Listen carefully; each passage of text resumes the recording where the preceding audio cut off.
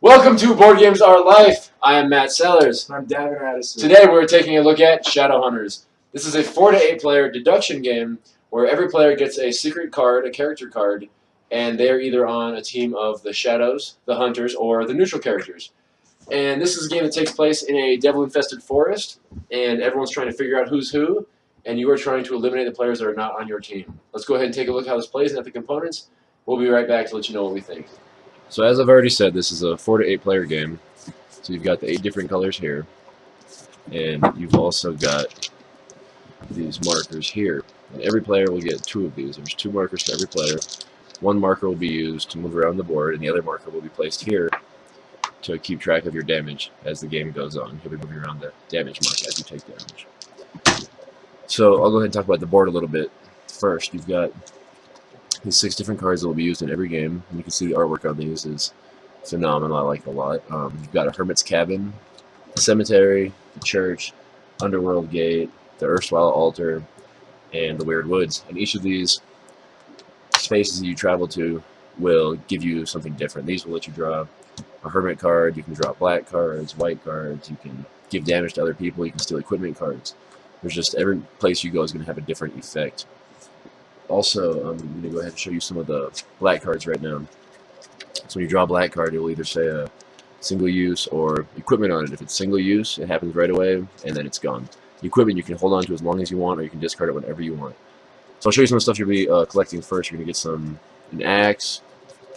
You've got a samurai sword, a handgun, a chainsaw, machine gun, and a butcher's knife.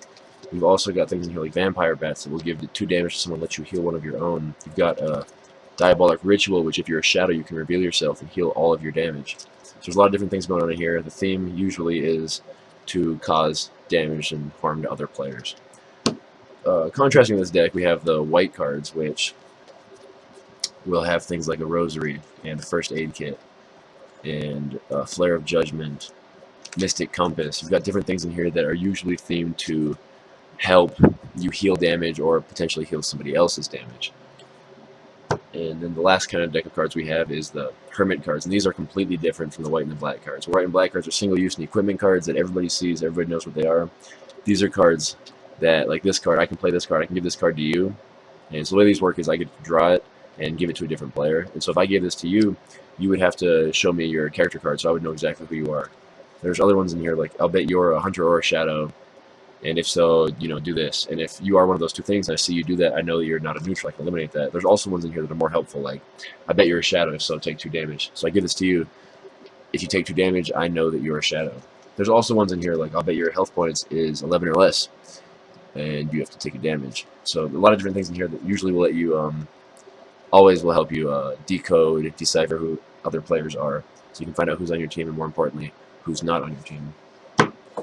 So I'm going to show you the part of this game that makes it really fun, and that is the amount of different characters we have. So first we have the neutrals. And these are just civilians that are watching this fight happen, and they all have their own win condition. So with Daniel is, his win condition is you are the first character to die, or all the shadow characters are dead and you are not.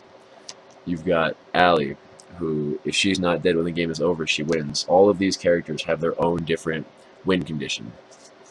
As opposed to having their own win condition, the hunters, all their win conditions is the same. All the shadow characters are dead, all the hunters will win. And likewise with the shadows, if all the hunter characters are dead, all the shadows win. And so I'll now show you the different special abilities of the cards, just a few of them. So with Allie, she can reveal herself to heal all her damage. Agnes, her win condition is that the player to her immediate right wins, and her special ability is that she can reveal herself and choose the player to her left to win instead. So all these have different special abilities. Every single character has a different special ability. Some of the hunter special abilities are Franklin's is at the start of his turn he can pick any character and give him or her damage equal to 1 roll of a 6-sided die. And he can only do this once per game. They'll say down here once per game, or if it doesn't say that, you can use it as many times as you like. So every single character in here must reveal themselves to use their special ability. You can't use it unless you're revealed. Except for the Unknown, his special ability is one of the coolest ones, one of the funnest ones to play with, is he can lie when he's given a hermit card. So if you give me one that says a bitch or a shadow, I can just say no effect and not take that damage. And this can be used when he's not revealed. And it says it on the card too, so if you ever forget, you don't have to reveal yourself to do that. Every other player, though, does. And so there's all these different characters. There's 6 hunters, 6 shadows, and 8 different neutrals. They all have, every neutral has a different win condition, and every single character has a different special ability from each other. That's what gives this game so much replay value, is that every time you play the game is going to be different, because you don't know which characters are in the deck. You don't know which characters are going to be in the game. You don't know really anything that's going on. You know the number of hunters, the number of shadows, numbers of neutrals, but you don't know exactly which ones. You don't know if Daniel's in the game and Daniel's just trying to die first. So that really adds a level of replayability in this game. So last, I'll just show you the 2 dice that come with the game. There's a 6-sided die and a 4-sided die.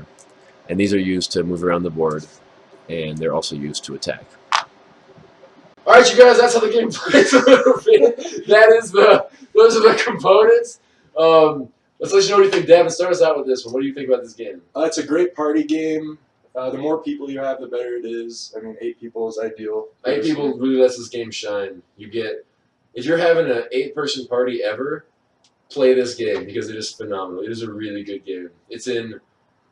I think it's in your top 10. Yep. It's definitely in my top 10. We're going to have those videos shot tomorrow, so we'll have those uploaded very soon. But spoiler alert, this game will be in both of ours. It's like we said, 4 to 8 players, but 4 or 5 players. It's still fun. We definitely still play with 4 to 5 players, but once you get to that 6, 7, 8 range, it really shines, because every time you play, it's going to be so different. The board changes every time because of the location cards you deal out. The character cards change every time. You don't know who's who. You don't even know which characters are in the game. This game has a ton of replayability just because of that simple fact that it's different every single time, and it's so different every time.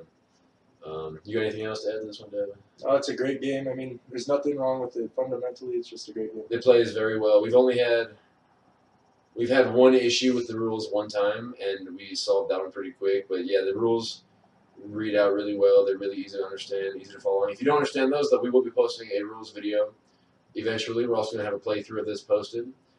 Be sure to check out us on Twitter. Check us out on Twitter at BoardGameLife1. Check out our other videos. We've only got 2 right now, but we're going to upload some more. Also, if you are a Kickstarter game and you want me to review your game, send me a copy. You can email it to me, even like you saw in Funded, the review for that. I will print it out, and if we like the game, we'll give it a review, and if not, we'll tell you what we don't like, and we'll send it back to you.